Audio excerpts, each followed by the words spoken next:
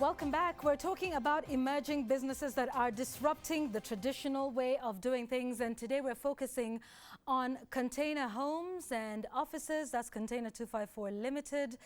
Taking steel shipping containers, yes, the ones you see on the trucks moving from one country to the next. And we're also talking about Airbnbs that are moving away from the traditional big hotel experience. And we're still taking a look at your feedback, so thank you. Keep bringing those in. There was something we were talking about during the break, and I think it's something to address with you, Richard. Yes. Do you get questions about security for two reasons? It's not anchored in the ground with a foundation like we traditionally know it, and the fact that it can be moved. Do you get asked, like, you know, if we're at your place in the evening, can someone come and pick up the container and just, you know? Well, I'll take it. I like that question, because normally I usually look at mobility as a positive attribute. Okay. But you really have to have such enemies to pick your home and go away with it, you know? But when I look at it, guys, the way the container has been constructed into the pillars is secure enough for it not to be hosted to somewhere else. Okay. And normally, in all my life, I don't think I've ever heard of a house heist, a container house heist. But I'd like to see the first one. I've never heard of it. Well, we've seen money heist, but you know, container heist would be something else altogether. Right? But it would take quite a bit of effort, wouldn't it? And yes, definitely. You would need to get what, the crane? The crane, and that then latches onto it and then puts it on a truck, and then that thing is quite a number of tons. Okay. Yes. Okay. 40 foot already built is about 8 tons. All right. Yes. Okay. Yeah. So someone would have to go to a hell of a lot of trouble. Definitely. But how about with the mabati? Is it something that I can come in with a power saw? No. You need a lot of power. You need 3 phases in the first place. Okay. Then you need, of course, a grinder. Okay. And it will produce a lot of noise. Okay. Yes. All right. Yes. Okay. I mean, important to ask that, because I think we're getting some of those questions, and that is what is interesting. COVID has obviously helped the business because people are now starting to look at it. Yes. But talk to us about the cost. Has your cost gone up in any way? Global, you know, supply chains have been disrupted, and many of them happen through shipping. Yes. Right? Apparently, after COVID hit, China did not produce containers. So right now we have a global shortage of 40-foot containers, and the prices have really shot up. In January, we were selling a 40-foot at 280,000. Right now it's going up to almost 500,000. A 20-foot was about 170. Now we are going at about 250. Yes. So apart from shortage, definitely price as well. Price has gone up. Yes. And of course, a lot of people thinking, you had mentioned to me, Ali, about some innovation that you were seeing when we talked about, you know, your clients, whether they're individual or commercial. And there's Kenyans in this town who have some interesting ideas. You talked about a what den? What was that? The man cave. And the one for the ladies is what? And there's Divas Den. Divas Den. Apparently, so, wait, you need to be schooled. Apparently, this is what all of y'all are doing. Yes. So the gentlemen, of course, they went and found a toy for themselves that we call the man cave. Is an escape. For example, you've had a hard week, so you of course you can't go clubbing. So they look for a place to go and have the activities. Yeah. And you'll find most of them have land in good places like Ngong with very good sceneries. So the ladies were like, why not? Why is it that you guys are only considering men? Can we get ours as well? So we came up with the Divas Den.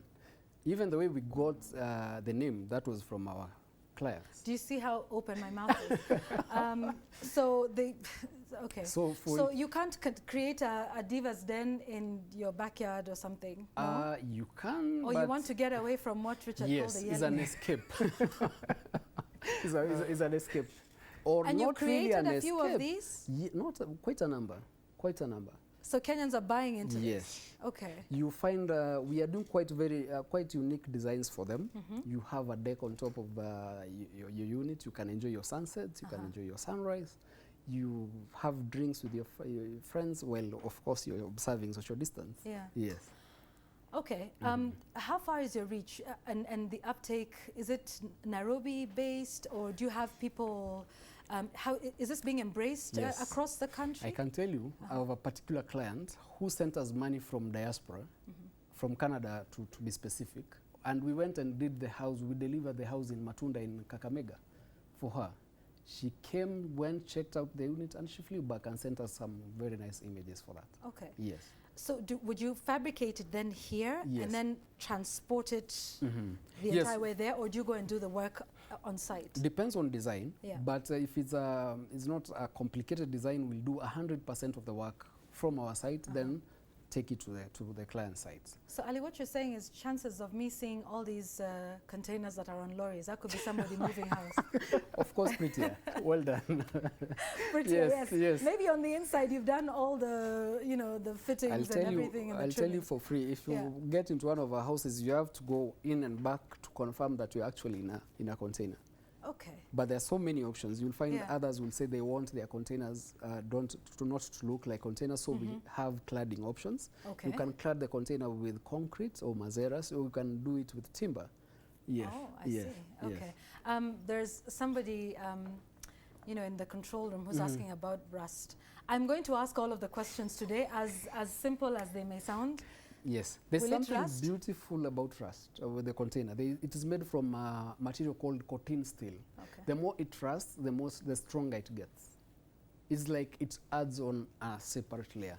But from But our end, to aesthetically, avoid that, yeah. the same process of painting a car is the same that will go into the container. All right, Yes, fair yes. enough. I hear that. Yes. So red container can be your man cave or your Divas den, Most definitely. Yes. depending on what it is. I'm just so fascinated with Yes. these concepts Thank you so much. that are coming up now. You had said, Richard, that you know it's something that people want to do. It creates a sense of adventure, right? That you know you're going to a container and it's not, Definitely. you know, your typical experience, and that also COVID has helped. Is there a chance that this could be a fad and then people just get over it? How do you make sure that your business model is sustainable? Because, and you know how we are as Kenyans, we get excited about a concept and then we get over it and, you know, we move on to the next thing.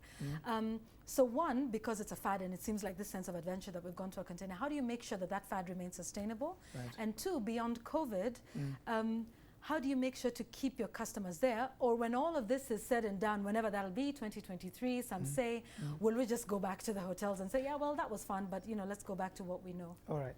So I'm going to put this as an example with your favorite car.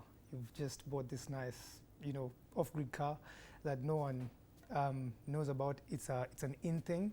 And then after a while, the new other thing comes on board. But you know what you went through to save this beautiful piece of machinery. And whenever you ride it, you feel like you're driving in heaven. It's the same experience with us. Fads don't last, but good experiences do. And what we have is an amazing experience. We offer not only a good service, but also an extremely getaway experience right within Nairobi metropolitan. So we look at it in a futuristic term, we look at it in more or less that we want more people to get aware of it. Because as it is, people are still not aware of containerization and container homes, and that's why we're here. So the more people are aware of it, the more people will fall in love with it. You might find that we're doing a swimming pool out of a container next time.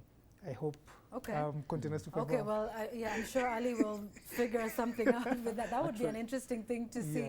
And, you know, you said it's all about creating an unforgettable experience.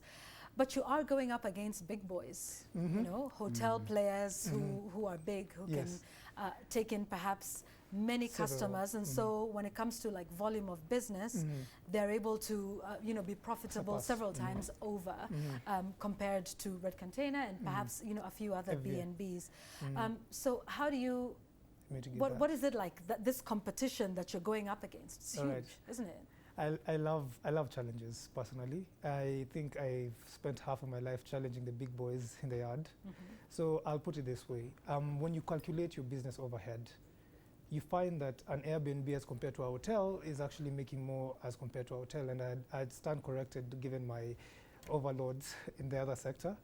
But I've seen guys surviving. It's the same theory with Mama Mboga in the street, and a supermarket next door should make millions and take it to the bank. It's the same theory. So everybody's making money. It's just about, you know, managing your overheads. Finances. Okay, so keep your questions coming in. We still have a few minutes to go with the show. Also on text message, it's 22422. I'm already seeing a question here, and we can get to that. I think everybody wanting to know, how much is a 3-bedroom house? And I know that's a difficult question to answer because of, you know, size and dimension, but there's probably somebody saying I have a small piece of land and we have indicative cost. Okay. A one bedroom would start from a 1.1. No, let me start with a 20-foot studio, which is the smallest unit we have. So that would be like your typical bed sitter? Yeah, bed sitter. Okay. Only that it's en suite. All right. With a kitchenette. That one would start from around 650K. A one bedroom would start from... sorry, that cost is everything? All inclusive. So now I have my container and I move in? Yes. Okay. So the other one would be a one bedroom. We start off with around 1.1 million. Two bedroom will start from 1.3. And then a three bedroom will start from 1.8. But all these figures are dependent on specifications of the client. Yeah, because some people want a little more, others want a little less. Yes. And those prices are comparative to, you know, traditional brick and mortar? We're slightly lower, but yeah. I mean, at least it's competitive in some ways. Yes. What's the most bizarre request you've gotten, or let me say the fanciest thing you've been asked to make? Like, how fancy can someone go and how simple can it get? Just give us a, you know, a range of that. I have a client who's looking at doing a project that will cost about 17 point something million. Okay. Yeah. Which is without revealing the client, which is what sort of development are they looking at? There's another one that we are actually developing the concept. There's someone here in Karen who wants a 10 bedroom using shipping containers. Yes. 10 bedrooms. But very high end. Okay. Yeah. Okay.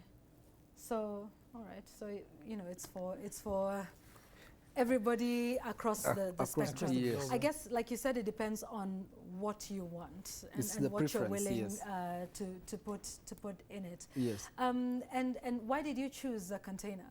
Why didn't you just because you're located in Ngong? Yes. Yes, Ngong town. Why a container over brick and mortar? Yeah. Well, let's just begin with, like, again, I keep on going back to the analogy of that fancy car. I've, for a long time, been observing the international market and the appreciation of containerization, mainly in leaving behind a less carbon footprint, considering doing a brick and mortar home will definitely set you off as a destroyer of nature. So we decided to do this an absurd unit that's completely different from what people are used to, mainly because it was supposed to be a point of attraction for the guys who are coming there. We initially, you know, we tried to set it up as just our own personal space to just, you know, chill and relax. But then again, the demand that we got for guys who wanted to experience container homes and know what it's all about was immense. And so with that, a business was born, and here we are. Yeah, okay. Let me just use the last 8 minutes or so I have for the show to get in a couple of questions. Here we go. I think there was one person who asked about fire, safety with fire. Yes. Kelvino Pioneer says, please ask about safety in case of fire. Number one, the material, the container itself, it can handle fire. Number two, gypsum already is a very good insulator. It's fireproof material. Yes. And the styrofoam. Yes. Styrofoam is not. It's inflammable. Yeah, inflammable. But now it's countered by the gypsum itself. Yes. Okay. No matter how much you try to burn it, can't. Okay. It's fireproof. There's one, the life of the container houses. Edith Kiongora says, please ask about the life of the container houses, especially when we consider corrosiveness. I know you talked about this. Yes. But just to respond to her once more. I would say almost 100 years. The reason why I'm saying that is, you know, a container can live in the sea, the harshest of conditions, for a very long time. So imagine the temperature we have here in the equator. Definitely can compare. Okay, all right. Yeah. Here's another one. Rent Rahisi says alternative building solutions is what Africa needs. Hilda Ayata says the finishing inside looks marvelous. One wouldn't imagine it's a container house. Jacob Abere Matlala says this is the thing as housing is concerned, but it's prone to wealth conditions, high temperature and rain floods. It's not good for lowland areas. Do you want to address that? We have solutions for that. Starting from pillars.